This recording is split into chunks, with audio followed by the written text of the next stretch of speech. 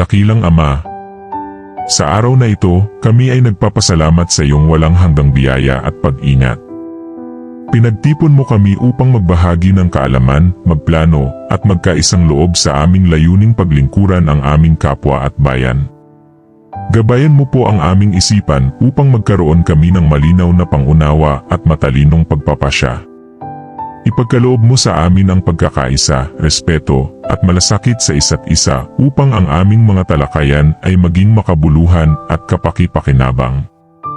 Basbasan mo po ang aming mga pinuno, kasamahan, at bawat isa sa amin na narito ngayon.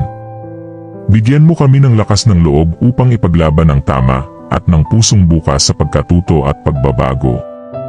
Huwag mo pong hayaang manaig ang pagdududa, inggit, o hindi pagkakaunawaan, bagkus punuin mo kami ng diwa ng pagsiserbisyo ng may katapatan at pagmamahal.